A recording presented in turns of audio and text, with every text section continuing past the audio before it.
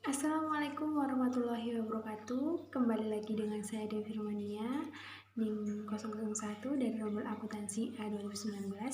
Di sini saya akan menjelaskan mengenai penggunaan dan pengembangan sistem. Yang pertama saya akan menjelaskan mengenai organisasi bisnis.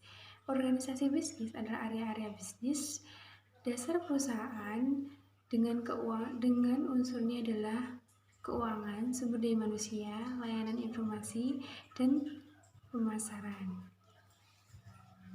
Organisasi bisnis memiliki dukungan sistem informasi bagi organisasi, yaitu sistem informasi dirancang untuk digunakan oleh manajer tingkat strategis perusahaan dan 5 sistem informasi di tingkat yang lebih rendah.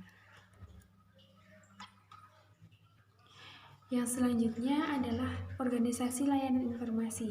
Yang pertama ada sumber daya informasi. Sumber daya ini berlokasi di layanan informasi dan merupakan tanggung jawab dari Chief Information Officer atau CEO. Sumber daya informasi yang terdapat di area pengguna adalah tanggung jawab dari para manajer area pengguna. Ya, lalu yang kedua adalah spesialis informasi. Spesialis informasi adalah karyawan yang bertanggung jawab utama adalah untuk memberikan kontribusi atas tersedianya sumber daya informasi dalam perusahaan. Dalam spesialis informasi terdapat dua jenis. Yang pertama adalah analisis sistem, yaitu mengembangkan sistem-sistem baru dan memperbaiki sistem-sistem yang sudah ada. Yang kedua, administrator basis data, seorang spesialis informasi yang bertanggung jawab atas basis data. Yang ketiga ada webmaster. Webmaster adalah seorang yang bertanggung jawab atas isi dan penyajian situs web perusahaan. Yang keempat ada spesialis jaringan. Spesialis jaringan adalah membuat jaringan komunikasi yang menyatukan sumber daya komputasi yang menyebar. Lalu yang kelima adalah programmer. Programmer adalah membuat kode komputer yang mengubah data menjadi informasi yang dibutuhkan pengguna. Lalu yang terakhir ada operator, yaitu menjalankan peralatan komputasi berskala besar. Yang selanjutnya adalah menempatkan pengguna sistem dan spesialis informasi pada perspektif. Pengembangan sistem di awalnya dilakukan sepenuhnya oleh spesialis informasi, namun lama-kelamaan pengguna telah memainkan peranan yang semakin penting. Sampai ke suatu titik ekstrim, pengguna dapat melakukan seluruh pekerjaan pengembangan.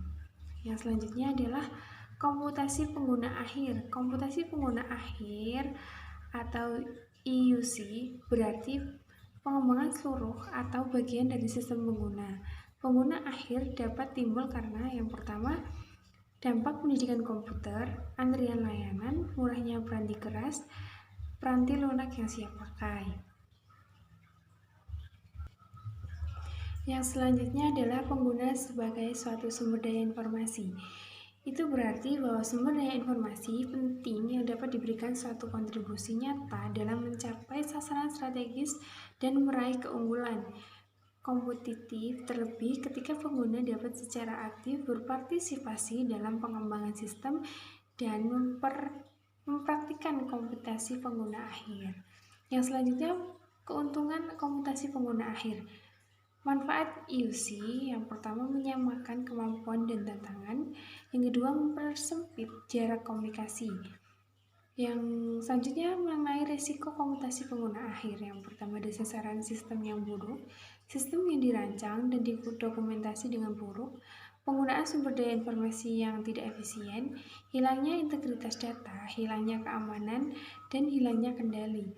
Yang selanjutnya kriteria pendidikan, pengetahuan, dan keahlian yang dibutuhkan untuk karir di bidang layanan informasi. Yang pertama ada pengetahuan pengembangan sistem. Jenis pengetahuan yang memungkinkan seorang memberikan kontribusi dalam upaya-upaya pengembangan sistem. Di dalamnya meliputi yang pertama, pengetahuan komputer, pengetahuan informasi, teori sistem, dasar-dasar bisnis, serta pembuatan model sistem. Yang kedua ada keahlian pengembangan sistem. Di dalamnya meliputi keahlian komunikasi, kemampuan analitis, kreativitas, dan kepemimpinan. Yang selanjutnya mengenai mengelola pengetahuan yang ditunjukkan oleh sumber daya informasi perusahaan. Franti lunak untuk menyimpan pengetahuan dalam bentuk proses dan prosedur perusahaan. Bisnis data menyimpan pengetahuan dalam bentuk data dan informasi yang mencerminkan sumber daya dan operasi fisik perusahaan. Perusahaan dan spesialis informasi menyimpan pengetahuan dalam bentuk-bentuk yang sebelumnya telah dibahas, pengetahuan komputer dan informasi. Perusahaan seringkali mengganggu manajemen pengetahuan